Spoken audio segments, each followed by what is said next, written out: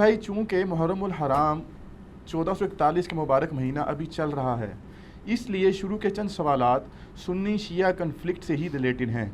صحیح ہے۔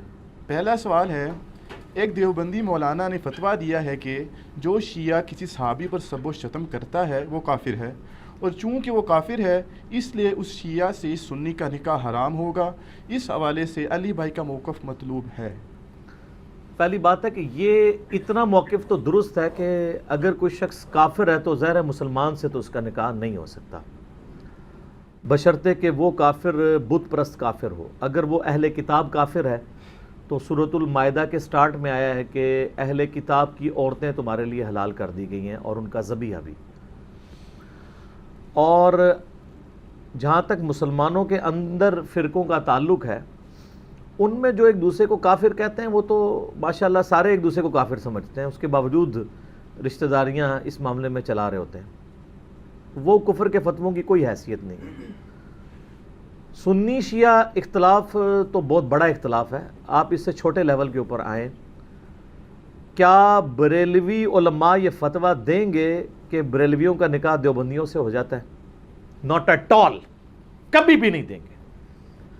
پھر یہ سنی شیعہ اختلاف کو کیوں اجاگر کیا جاتا ہے؟ کیسے دے سکتے ہیں؟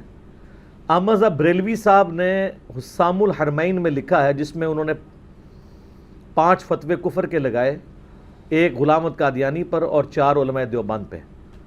اس کو کنکلوڈ کرتے ہوئے انہوں نے لکھا ہے اس میں کہ جو علماء دیوبند ہیں ان کے اس کفر میں شک کرنے والا بھی کافر ہے، اور اجماع امت ہے کہ یہ مرتد اور واجب القتل ہیں۔ جب دیوبند کے بزرگ مرتد، واجب القتل اور کافر ہیں تو دیوبندی کی تو بیچارے کی حیثیت ہی کوئی نہیں رہے گی۔ اور یہ فتویٰ کون دے رہا ہے؟ احمد بریلوی صاحب، حسام الحرمین میں۔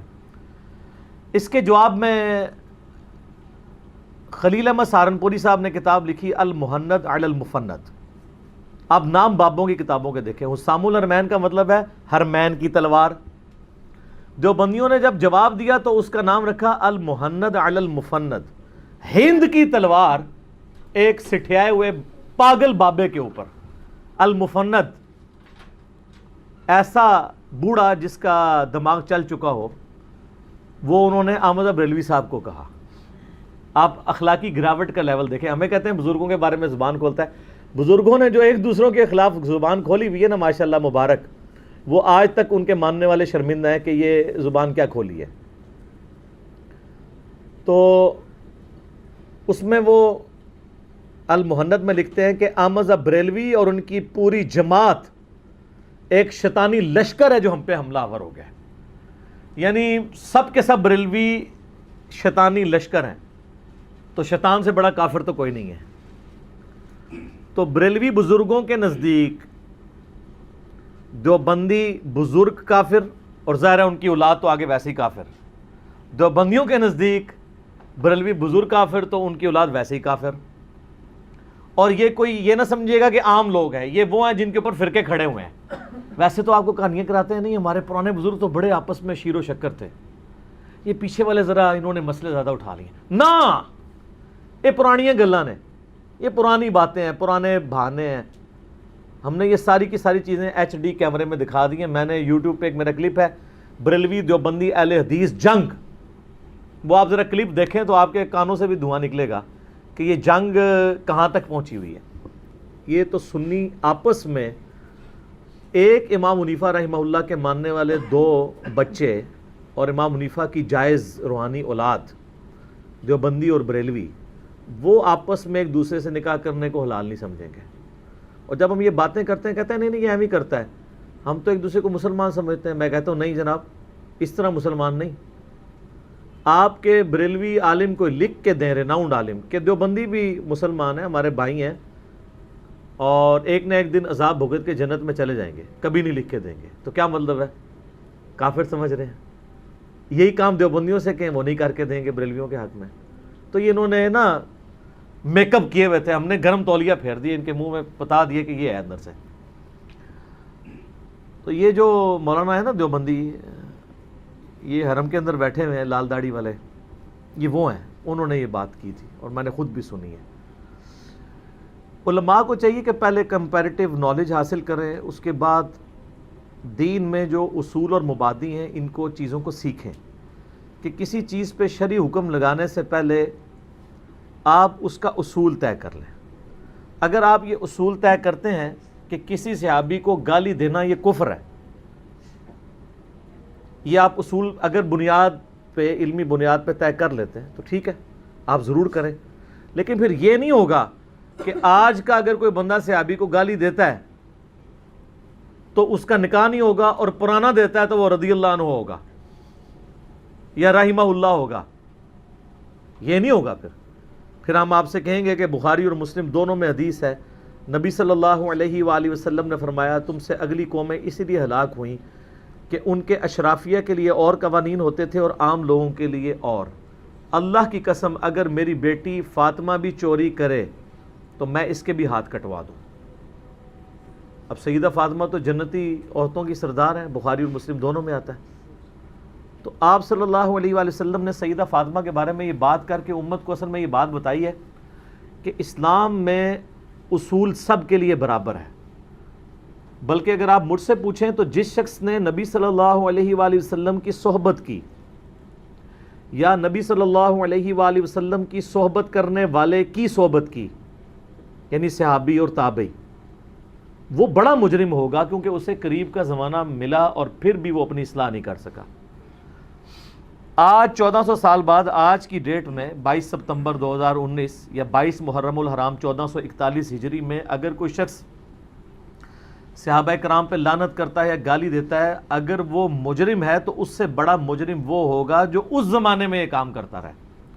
تو اگر آپ نے صحابہ کو گالی دینے والے کو کافر ڈکلیئر کرنا ہے تو شوق سے کریں، لیکن پھر اصول ایک طے کریں اور قرآن پہ قائم ہوں۔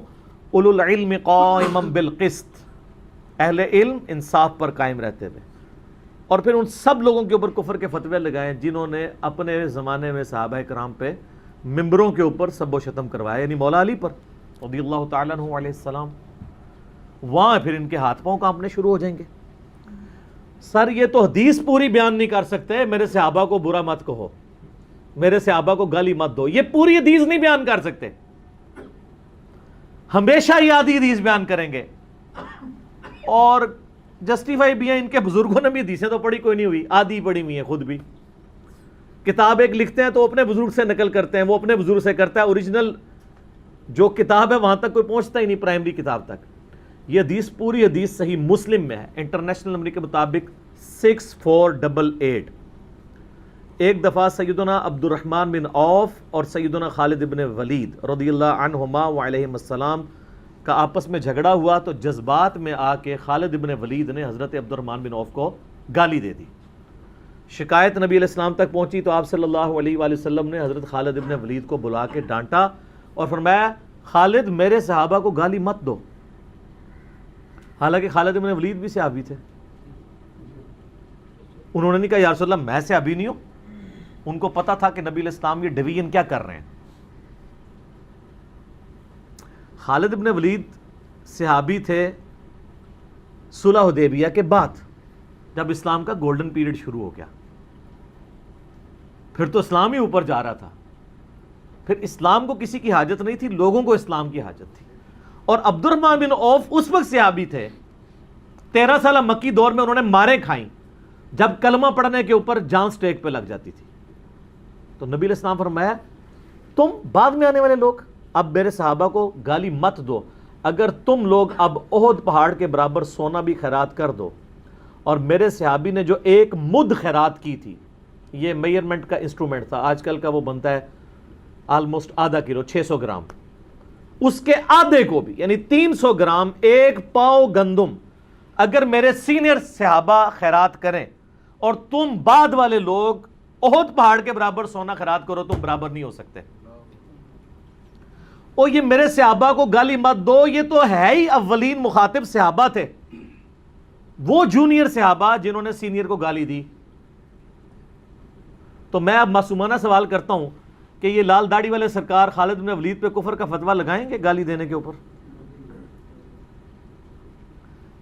نبی صلی اللہ علیہ وسلم نے کیوں نہیں لگا دیا؟ آپ نے اسے گناہ کبیرہ کے طور پہ دیکھا، جو بخاری مسلم میں حدیث ہے، ایک مسلمان کا دوسرے مسلمان کو گالی دینا حرام ہے، چاہے اس زمانے میں کوئی دے چاہے آج دے، حرام کا مرتکب ہوگا، کفر اسلام کا مسئلہ نہیں بنے گا، ورنہ یہ فتوے کہاں تک جائیں گے؟ اس سے بڑی بات صحیح بخاری میں موجود ہے، بخاری اور مسلم دونوں میں ہے۔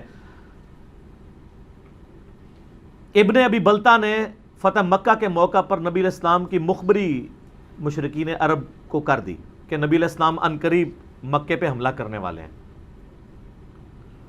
اب نبی کا راز لیک کرنے والا تو غدار ہے۔ آپ علیہ السلام کو اللہ تعالیٰ نے وحی کے ذریعے بتا دیا، بخاری اور مسلم دونوں میں حدیث آتی ہے۔ آپ صلی اللہ علیہ وآلہ وسلم نے سیدنا علی کو، سیدنا زبیر کو اور اصحاب کو بھیجا کہ فلاں قافلے میں ایک عورت جا رہی ہے، اس کے پاس وہ خط ہے، وہ خط کافروں تک نہیں پہنچنا چاہیے ورنہ وہ پہلے جنگ کی تیاری کر لیں گے۔ انہوں نے اس عورت کو پکڑ لیا، وہ عورت قسمیں اٹھائے کہ میرے پاس تو کچھ نہیں ہے۔ مولا علی نے کہا کہ نہ وہ جھوٹا ہے جس نے مجھے بھیجا ہے اور نہ وہ جھوٹا ہے جس نے اسے خبر دی ہے، یعنی اللہ اور اس کے محبوب عز و جل و صلی اللہ علیہ وآلہ وسلم دونوں سچے ہیں۔ اگر تو نے صحیح طریقے سے خط نہ دیا تو مجھے اگر تیرے کپڑے بھی اتروانے پڑے تو میں کپڑے اتاروں گا تیرے اور تجھ سے خط لوں گا۔ جب اس کو اب یہ یقین آ گیا تو اس نے اپنا بالوں کا جوڑا کھول کے تو اس میں سے خط دیا۔ اب وہ خط جب آ گیا حضور کی بارگاہ میں تو وہاں پھر آپ کو پتہ ہے جو ریاکشن ہونا تھا، سب سے پہلے سیدنا عمر کھڑے ہوئے، یا رسول اللہ اجازت دے اس منافق کی میں گردن اتاروں۔ منافق کافر سے بھی آخری درجے کی چیز ہے۔ ایک بدری صحابی کو حضرت عمر نے کہہ دیا منافق، کافر سے بھی بڑی ڈگری دے دی، کیونکہ سورہ نساء میں آتا ہے منافق دوزخ کے سب سے نچلی گھاٹی میں ہوں گے۔ نبی صلی اللہ علیہ وآلہ وسلم فرمایا عمر چھوڑ دو۔ بدری صاحب کی اللہ تعالیٰ نے اگلی پچھلی غلطیاں معاف کر دی۔ اچھا لیکن اب حضرت عمر نے تو ان کو کافر کہہ دیا تھا، بخاری مسلم دونوں میں حدیث ہے کہ جو کسی مسلمان کو کافر کہے تو دونوں میں سے کافر ہو گیا، یا تو جسے کہہ رہا تھا وہ کافر ہے، اگر وہ نہیں تھا تو کفر لوٹ آیا۔ اب ابن ابی بلتا اور سیدنا عمر میں سے کفر کس کی طرف لوٹا؟ سیدنا عمر کی طرف، اگر وہ رول مانا جائے۔ لیکن نبی صلی اللہ علیہ وسلم نے دونوں کو اس حوالے سے ریلیکسیشن دے دی کہ انہوں نے اپنی جگہ فتویٰ صحیح دیا تھا حضرت عمر نے کہ نبی کے ساتھ غداری کرنے والا کافر اور منافق ہی ہو سکتا ہے، اور دوسرے نے نفس سے مغلوب ہو کے یہ سب کچھ کیا تھا۔ اس لیے ہم اکثر کہتے ہیں کہ لوگ مجھے پوچھتے ہیں کہ جی وہ صحیح مسلم میں حدیث ہے 240 انٹرنیشنل نمبر کے مطابق علی سے محبت نہیں رکھے گا مگر مؤمن، علی سے بغض نہیں رکھے گا مگر منافق، تو کہتے ہیں جن جن لوگوں نے حضرت علی سے جنگیں کی ہیں تو آپ ان کو منافق کیوں نہیں کہتے؟ ان کو بھی میں کہتا ہوں کہ ان سے جو کچھ مس ہینڈل ہوا وہ دنیا کی محبت میں ہوا۔ جیسے ابن ابی بلتا نے، اس کے بیوی بچے وہاں پہ تھے، بخاری مسلم میں آتا ہے، تو اس نے کافروں کو کہا کہ میں تمہیں یہ مخبری کر رہا ہوں، اس کے عوض تم نے میری بیوی بچوں کو نقصان نہیں پہنچانا، یعنی دنیا کی محبت میں نبی کے ساتھ غداری کی۔ یہاں بھی سیدنا علی کے ساتھ جن لوگوں نے کیا دنیا کی محبت میں کیا، اس لیے ہم ان کو منافق نہیں کہتے دنیاوی فتوے میں، باقی ان کا معاملہ اللہ کے سپرد، اللہ ان کے ساتھ جو کچھ کرے۔ دنیا میں ہم یہی کہیں گے کہ دنیا کی محبت کا غلبہ تھا، جو بخاری مسلم دونوں میں حدیث ہے۔ آپ اپنی وفات سے 1 مہینہ پہلے غزوہ احد کے شہداء پہ دوبارہ نماز جنازہ پڑھی اور وہاں پہ قبرستان میں خطبہ دیا۔ عقبہ ابن عامر کہتے ہیں میں نے آخری دفعہ رسول اللہ کو ممبر پہ اسی وقت دیکھا ہے صلی اللہ علیہ وآلہ وسلم۔ آپ نے فرمایا دیکھو میں تمہارا پیش رو ہوں، میں اپنے حوض کوثر کو اس وقت بھی دیکھ رہا ہوں، اللہ نے دکھا دیا، میرا اس وقت ممبر حوض کوثر پہ لگا ہے۔ مجھے اپنے بعد تم سے یہ خطرہ نہیں کہ تم دنیا کی محبت میں، یعنی دنیا تم پر تنگ ہو جائے یا تم غربت سے مرنے لگو، ایک روایت میں یہ آتا ہے۔ دوسری میں آتا ہے مجھے یہ خطرہ نہیں تم میرے بعد شرک میں، بت پرستی میں دوبارہ چلے جاؤ۔ یعنی اللہ نے گارنٹی دی تھی کہ آپ کے صحابہ کم از کم یہاں پہ عرب میں دوبارہ بت پرستی کا غلبہ مستقبل قریب میں تو نہیں ہوگا، باقی تو بخاری مسلم میں حدیث ہے کہ قرب قیامت میں دوبارہ بت پرستی آ جائے گی، وہ علیحدہ بات ہے۔ البتہ مجھے ڈر ہے کہ تم میرے بعد دنیا کی محبت میں پڑ جاؤ گے اور اس محبت میں ایک دوسرے کو قتل کرو گے، پھر تم بھی اسی طریقے سے تباہ و برباد ہو جاؤ گے جس طرح اگلے لوگ۔ یہ ساری کی ساری چیزیں میں نے واقعہ کربلا والے ریسرچ پیپر میں ڈالی ہوئی ہیں، جسے شوق ہے وہ ضرور پڑھیں۔ اور انہی احادیث میں آپ کو اور چیزیں ملیں گی۔ ایک تو میں نے خالد بن ولید اور عبد الرحمن بن عوف والا بتایا آپ کو، گالی والا معاملہ، جہاں سے انیشلی یہ حدیث سٹارٹ ہوئی ہے کہ میرے صحابہ کو گالی مت دو۔ اس کے علاوہ آپ کو اس میں نے درجنوں احادیث ڈالی ہیں، صحیح مسلم سے، ابو داؤد سے، سنن نسائی الکبریٰ سے، المستدرک للحاکم سے، کہ بنو امیہ کے دور میں سیدنا علی پر ممبروں پر سب و شتم ہوتا تھا۔ اب یہ میرے صحابہ کو برا مت کہو، یہاں تو سارے ترجمہ کرتے ہیں یہ سب سے مراد گالی ہے، میرے صحابہ کو گالی مت دو۔ جب یہی سب کا لفظ حضرت علی پہ گالی کرنے کے لیے آتا ہے نا، تو یہ کہتے ہیں نہیں، یہ ہے کہ وہ حضرت علی پہ تنقید کرتے تھے، کہتے دو نمبری ہے نا، پرانی باتیں۔ میں نے صحیح مسلم سے حدیث اس میں ڈالی ہے، سب کا ترجمہ مسلم میں موجود ہے۔ صحیح مسلم میں انٹرنیشنل نمبر کے مطابق 6229، یہ جو غدیر خم کی حدیث ہے نا 6228، اس سے اگلی حدیث ہے 6229، اس میں موجود ہے کہ آل مروان نے سہل ابن سعد السعدی کو ممبر پہ بلایا، صحیح مسلم 6229 انٹرنیشنل نمبر کے مطابق، اور کہا کہ علی ابن ابی طالب کے اوپر لعنت کرو۔ تو انہوں نے کہا میں کبھی بھی سیدنا علی پہ نہیں کروں گا سب و شتم۔ تو انہوں نے کہا اچھا تم یہ کہہ دو لعن اللہ ابا تراب، ابو تراب پر اللہ کی لعنت۔ یہ کہتے ہیں سب کا ترجمہ کچھ نہیں، سب کا ترجمہ گالی تو چھوٹی چیز ہے، لعنت کرواتے تھے مولا علی کے اوپر بنو امیہ۔ تو اب میں یہ پوچھتا ہوں کہ اگر یہ بنو امیہ کے لوگوں کا رشتہ آ جائے لال داڑھی والے کے پاس، تو پھر اس کو اپنی بچی نہیں دینی چاہیے؟ تو یہ ساتھ کہے کہ اگر میرے پاس، میں اس زمانے میں ہوتا تو میری بچی کا رشتہ حضرت معاویہ رضی اللہ تعالیٰ عنہ ہو یا ان کے گورنر مانگتے تو میں ان کو نہ دیتا، اور ساتھ یہ کہتا کہ صحابہ کو گالی دینے والا کافر ہوتا ہے، لہٰذا سنی شیعہ کا نکاح نہیں ہو سکتا۔ تو شیعوں کا اصل باپ کون ہے؟ شیعہ سے مراد میں رافضی شیعہ کہہ رہا ہوں، آل امیہ، صحابہ کے دشمن، صحابہ کے گستاخ۔ تو لال داڑھی والے یہ کہیں کہ اس زمانے میں وہ تھے، اس زمانے میں یہ، تو آئیں اولو العلم قائما بالقسط بنے، لعن اللہ ابا تراب۔ اور یہ میں آپ کو صحابہ کے دور کی بات کر رہا ہوں۔ اس سے بھی بڑھ کے وہ حدیث ہے جو میں نے، بے شمار حدیثیں ہیں، یہ تو ایک ٹاپک ہے، وہ کھل گیا تو پھر لمبا ہو جائے گا، چونکہ اب یہ سوال کریٹیکل ہے تو میں اس حدیث کا نمبر بھی بتا دیتا ہوں آپ کو۔ صحیح مسلم میں ایک حدیث موجود ہے انٹرنیشنل نمبر کے مطابق 6220، کہ حضرت معاویہ رضی اللہ تعالیٰ عنہ سعد ابن ابی وقاص کو اپنے پاس بلا کے کہتے ہیں کہ تمہیں کس چیز نے منع کیا ہے کہ تم ابو تراب پر سب و شتم نہ کرو؟ ابو تراب کہتے ہیں مٹی والا، مٹی والا یہ سیدنا علی کی کنیت تھی، لیکن آل امیہ جب ابو تراب کہیں نا وہ حقارت سے کہتے تھے مٹی والا، حالانکہ سیدنا علی کی کنیت کیا تھی؟ ابو الحسن، ابو الحسن۔ وہ جو مسلم کی حدیث ہے نا 6229 جو میں نے بیان کی، سہل ابن سعد السعدی کو کہا گیا تم کو لعن اللہ ابا تراب، انہوں نے کہا میں کبھی نہیں کہوں گا، اور پھر وہ مسکرائے۔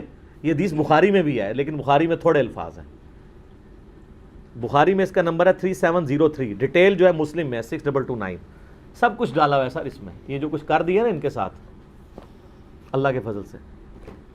تو بخاری مسلم کے الفاظ ہیں کہ سہل ابن سعد السعدی نے کہکا لگایا، انہوں نے کہا تم ابو تراب کو حقارت سے کہتے ہو، اور مولا علی سب سے زیادہ خوش اسی نام سے ہوتے تھے۔ پھر انہوں نے کہا کہ یہ بتاؤ ابو تراب پھر کیسے نام پڑا ہے؟ یعنی ان کو بھی کہانی کرائی ہوئی تھی ان کے بزرگوں نے کہ یہ مٹی سے، دیکھو کہانیاں شروع تو ہی چل رہی ہیں نا بھائی، کہانی اس زمانے بھی ہوندی سی۔ انہوں نے کہا اچھا یہ ہم تو حقارت سے کہتے ہیں، آپ کیوں کہتے ہیں؟ انہوں نے کہا کہ ہوا یہ تھا کہ ایک دفعہ سیدہ فاطمہ اور سیدنا علی کی آپس میں میاں بیوی کے ناطے چپکلش ہوئی، تو حضرت علی ناراض ہو کے گھر سے چلے گئے۔ نبی علیہ السلام آئے اور پوچھا آ کے کہ فاطمہ تیرے چچا کا لڑکا کدھر ہے؟ علی ابن ابی طالب۔ انہوں نے کہا یا رسول اللہ وہ لڑائی ہوئی تھی تو وہ ناراض ہو کے چلے گئے۔ آپ نے ایک صحابی کو بھیجا اور کہا کہ جاؤ دیکھو علی کدھر ہے۔ تو گئے تو علی نے کدھر جانا تھا، مسجد میں مٹی کے اوپر لیٹے ہوئے تھے۔ انہوں نے آ کے یا رسول اللہ وہاں لیٹے ہیں۔ نبی علیہ السلام نے یہ نہیں کہا کہ اس کو بلا کے لاؤ، آپ محبت کا انداز دیکھیں، آپ خود چلے گئے اور جا کے مٹی جھاڑی جسم سے اور کہا اٹھ ابو تراب، اٹھ ابو تراب، اے مٹی میں لپٹنے والے اٹھ۔ جیسے اللہ نے اپنے محبوب علیہ السلام کو کہا تھا نا یا ایھا المزمل، اے کمبل میں لپٹنے والے، نبی علیہ السلام نے مولا علی کو کہا مٹی میں لپٹنے والے۔ اچھا وہ ابو تراب کہا تو مولا علی نے اپنا نام ہی پھر ابو تراب رکھ لیا محبت کی وجہ سے۔ تو اب یہ صحیح مسلم میں 6220 آتی ہے کہ حضرت معاویہ نے کہا کہ سعد ابن ابی وقاص سے کہ تمہیں کس چیز نے منع کیا ہے کہ تم ابو تراب مٹی والے پر سب نہ کرو. اور اس حدیث کا آغاز یوں ہوتا ہے امر معاویہ، معاویہ نے حکم دیا سعد کو، اور پھر پوچھا کہ تم کیوں نہیں کرتے؟ تو اس میں کلیئر کٹ ہے کہ اسی کام کا حکم دے رہے تھے. وہ کہتے نہیں حکم کسی اور کام کا دیا ہوگا، نالا وچ بھی گل پوچھ لی ہونی نے. دیکھیں کس طرح کہانیاں بناتے ہیں، لیکن ان کی کہانی ان کے اپنے ابے نے ختم کر دی. ابن تیمیہ نے منہاج السنہ میں یہی حدیث لکھی ہے اور اس نے اپنے ساتھ حدیث میں الفاظ خود ایڈ کیے ہیں. امر معاویہ، معاویہ نے حکم دیا کہ سب کرو علی پر، اور انہوں نے انکار کیا. اگلے الفاظ مسلم میں ہے. وہ سب کے الفاظ جو مسنگ تھے نا، فلنگ دی بلینکس، ان کے روحانی ابا جی خود کر گئے ابن تیمیہ منہاج السنہ میں. تو انہوں نے سعد نے انکار کیا. مسلم کے الفاظ ہیں. تو انہوں نے کہا تمہیں کون سی چیز روکتی ہے؟ تو کہتے ہیں یہاں سب سے مراد تنقید ہے نا. 6229 میں سب کا ترجمہ لعنت ہوا ہے. لعنت کے الفاظ ہیں. دوسرے ایک حدیث دوسری کی تفسیر کرتی ہے، جس طرح ایک آیت دوسرے کی.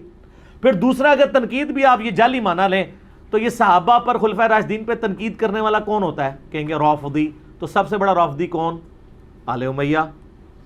تو آل امیہ کا رشتہ نہیں دینا آ گیا تھے.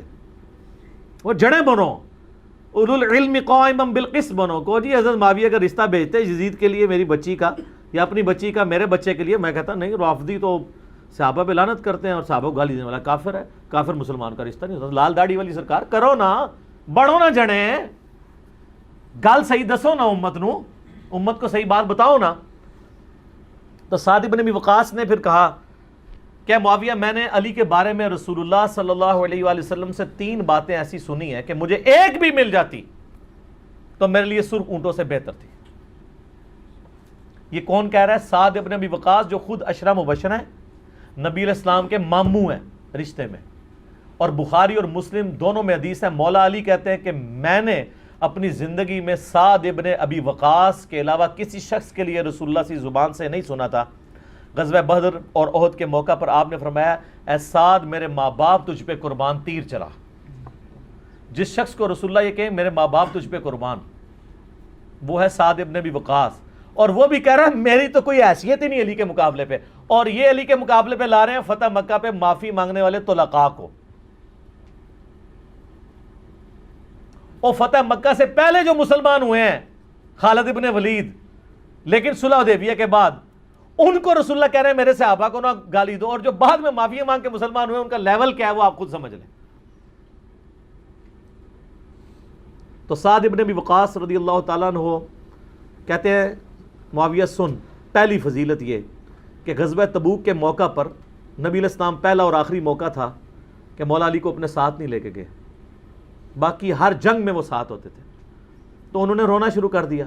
تو آپ علیہ السلام فرمایا، اے علی کیا تو اس بات پہ خوش نہیں ہے کہ تیری میرے ساتھ وہی نسبت ہے جو ہارون کی موسیٰ کے ساتھ، مگر میرے بعد کوئی نبی نہیں. سر یہ اتنی بڑی فضیلت ہے کہ بخاری مسلم میں پہلی فضیلت ہی حضرت علی کے فضائل کے چیپٹر میں یہ لکھی ہے.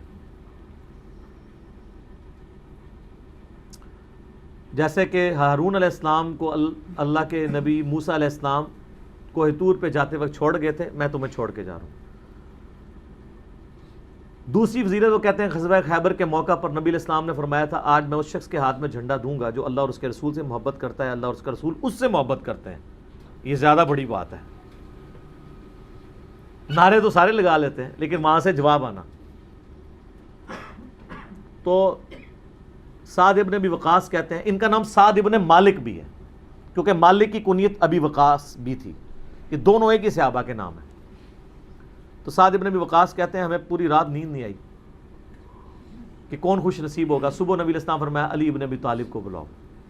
اپنا مبارک لعاب ان کی آنکھوں میں لگایا، آشوب چشم تھا، شفا ہوئی، پھر بھیجا، اللہ نے فتح دے دی. اور مسلم میں ہی اگلی حدیث ہے جس میں الفاظ ہیں، حضرت عمر کہتے ہیں مجھے پوری زندگی کبھی رشک نہیں آیا اس بات کے اوپر، مجھے کبھی خواہش نہیں ہوئی کہ نبی علیہ السلام مجھے کسی مہم کا سپہ سالار بنائے. ہاں خیبر پہ میری بھی خواہش تھی کہ کاش یہ فضیلت مجھے مل جاتی جو علی کو ملی. یہ صحیح مسلم میں. لیکن سبحان اللہ آپ کہتے ہیں آپ ہم سے پہلے کسی نے نہیں یہ حدیثیں بیان کی ہیں، ہم کرتے ہیں تو یہ اور طرف چل پڑتے ہیں. تو تیسری فضیلت معاویہ سن، جب نجران کے عیسائیوں کے ساتھ نبی الاسلام کا مباہلہ ہوا، سورہ آل عمران کی آیت نمبر 61 نازل ہوئی کہ تم بھی اپنی اولاد کو، بچوں کو لے آؤ، گھر والوں کو لے آؤ، عورتوں کو خود بھی آ جاؤ کھلے میدان میں، جو جھوٹا ہے اس پہ اللہ کی لعنت ہو. تو نبی الاسلام سیدنا علی، حسن، حسین اور سیدہ فاطمہ یعنی وہی 5 تن پاک کو لے کے آئے اور کہا اللہم ہؤلاء اہل بیتی، اے اللہ یہ میرے اہل بیت ہیں. تو یہ 3 فضیلتیں مولا علی کو ایسی حاصل ہیں. اور دوسری کتابوں میں اگر آپ جائیں، سنن نسائی الکبریٰ کے اندر اور سنن ابن ماجہ میں، وہاں پہ الفاظ ایک چوتھی فضیلت بھی انہوں نے ذکر کی کہ نبی الاسلام نے غدیر خم پہ فرمایا تھا من کنت مولاہ فہذا علی مولاہ، جس کا مولا میں اس کا مولا علی. اے اللہ اس سے محبت رکھ جو علی سے محبت رکھے، اور اس سے دشمنی رکھ جو علی سے دشمنی رکھے. اور یہ الفاظ تو مسلم میں بھی ہیں 240، علی سے محبت نہیں رکھے گا مگر مومن، علی سے بغض نہیں رکھے گا مگر منافق. تو جب یہ انہوں نے باتیں کی تو مسلم کی حدیث تو یہیں پہ ختم ہو جاتی ہے. سنن نسائی الکبریٰ میں صحیح سند کے ساتھ آگے بھی الفاظ ہیں. 8439 نمبر حدیث میں نے اس پمفلٹ میں ڈالی ہے. سعد ابن ابی وقاص کا بیٹا کہتا ہے کہ جب یہ ڈانٹ میرے باپ نے پلائی نا، وہ کہتا ہے اللہ کی قسم سعد ابن ابی وقاص کی یہ گفتگو سن لینے کے بعد حضرت معاویہ جتنا عرصہ مدینہ میں رہے اس موضوع پر ایک حرف کا کلام بھی نہ کیا. یعنی وہ ڈانٹ پلائی اسی بات کے اوپر تھی، دوبارہ انہوں نے جرت نہیں کی یہ بات کرنے کی. تو اس طرح کی کئی حدیثیں میں نے اس میں ڈالی ہوئی ہیں. سنن نسائی الکبریٰ میں ایک اور حدیث ہے، ابو بکر بن خالد تابعی کہتے ہیں سنن نسائی الکبریٰ میں 8477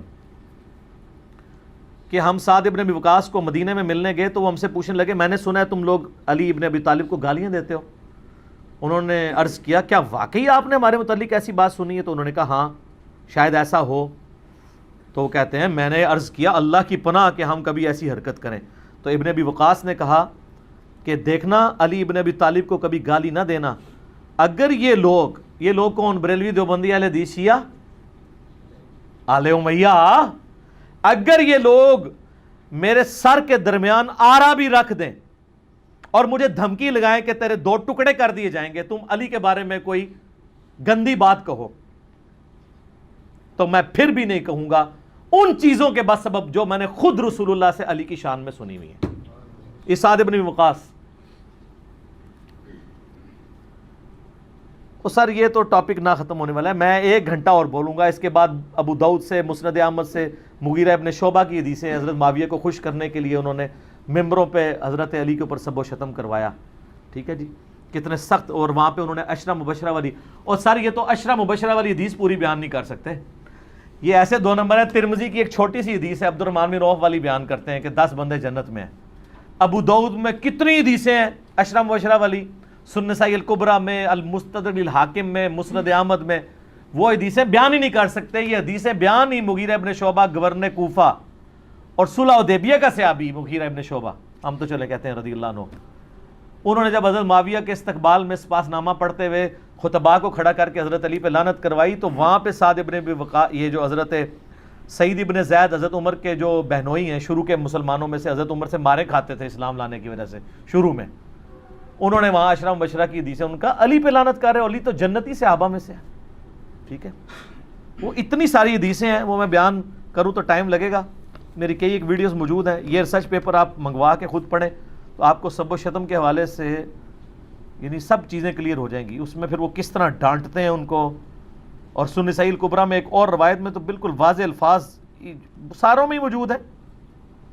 اس میں ایک تابعی کہتا ہے میں سعید ابن زید کے پاس آیا، 8206 نمبر حدیث، وہ کہتے ہیں کہ میں نے کہا کہ یہ ہمارے حکمران تو ہمیں کہتے ہیں ہم اپنے بھائیوں پر لعنت کریں.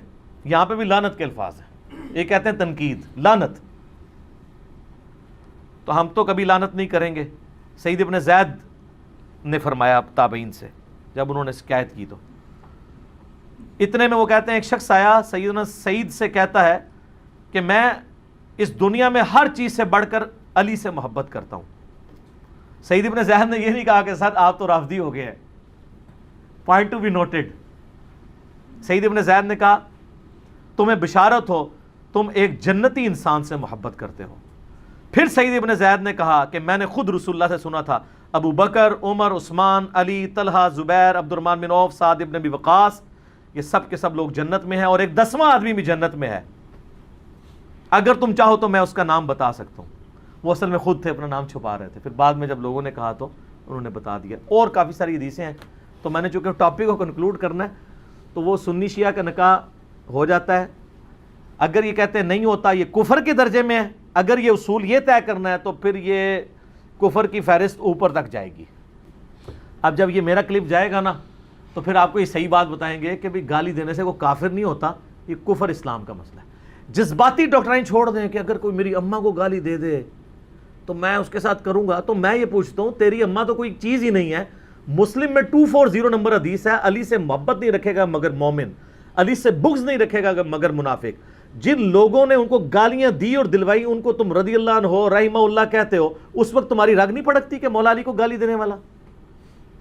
یہ جو کہتے ہیں صحابہ کو گالی والا مسئلہ, وہ حضرت علی کے علاوہ ہے. حضرت علی کو دیں, ان کو کوئی تکلیف نہیں ہوگی, ہمیں تو سب سے ہوتی ہے. لیکن ہم اصولی مسئلہ بیان کرتے ہیں کہ صحابہ کو گالی دینا حرام ہے, کفر کا مسئلہ نہیں ہے. اور یہ تو طارق جمیل صاحب نے بھی بات کی ہے, ان کی بھی ریکارڈنگ موجود ہے. انہوں نے تو اگلی بھی بات کر دی تھی کہ اگر کوئی تعویل کی غلطی کی وجہ سے کافر بھی کہہ دے تو کافر نہیں ہوگا. پھر سارے پیچھے پڑ گئے, اتنی موٹی کتاب ان کے خلاف آئی ہوئی ہے, گجرانوالہ سے نکلی ہے. تو اس پہ آپ میرا ایک یوٹیوب پہ کلپ ہے, کیا صرف شیعہ ہی کافر ہیں, آلموسٹ 1.5 ملین کے قریب لوگ دیکھ چکے ہیں. اس میں نے یہ ساری باتیں تکفیر کا مسئلہ بیان کیا. تکفیر فوراً نہ لگا دیا کریں. ہم تو میرے بھائی ان کے پیچھے نمازیں پڑھتے ہیں, ان کو چندے دیتے ہیں, کسی کی تکفیر نہیں کرتے. باقی نکاح ہو جائے گا. میرا یوٹیوب پہ کلپ بھی ہے, کیا سنی شیعہ کا نکاح ہو سکتا ہے. تو میں نے بتایا کہ بھئی جس کو آپ کافر دلائل کی بنیاد پہ ڈکلیئر نہیں کر رہے وہ مسلمان ہے, اس کے پیچھے نماز بھی ہو جائے گی, اس کے ساتھ نکاح بھی ہو جائے گا. البتہ اگر آپ کا دل نہیں مانتا وہ ایک الگ بات ہے. وہ تو یقین کریں ہم دعوت اسلامی میں رہے ہیں, ٹھیک ہے جی, اور میں اس وقت تو کٹر بریلوی تھا. میری والدہ جب میرا رشتہ تلاش کرنے کے لیے نکلی, میں نے کہا جی بریلوی کے علاوہ کوئی نہ ہو, کیونکہ ظاہر ہمیں بتایا گیا تھا دیوبندی گستاخ رسول ہے. یہ سب کہانی ہے. نکاح ہو جاتا ہے, کوئی مسئلہ نہیں, نماز بھی ایک دوسرے کے پیچھے پڑھے. میں الحمدللہ اس کے اوپر اکثر بولتا رہتا ہوں, میری یوٹیوب پہ بہت ساری ویڈیوز ہیں, لیکن یہ اصولی بات میں نے کہہ دی, اصول کے اوپر بات کیا کریں, جذبات کے اوپر نہیں. علم کی دنیا میں جذبات کی کوئی حیثیت نہیں ہوتی, اور جذبات کے میدان سے نکل کے علم کے میدان میں آنے کے لیے آپ کو ایک نعرہ لگانا پڑے گا, نہ میں وہابی نہ میں بابی, میں ہوں مسلم علمی کتابی. نہ ہم سو کالڈ وہابی ہیں, کوئی علمی بات کرے اسے کہتے ہیں وہابی ہو گیا, اور نہ ہم بابوں کا دفاع کرنے والے بابی ہیں. ہم عام مسلم ہیں, علمی کتابی.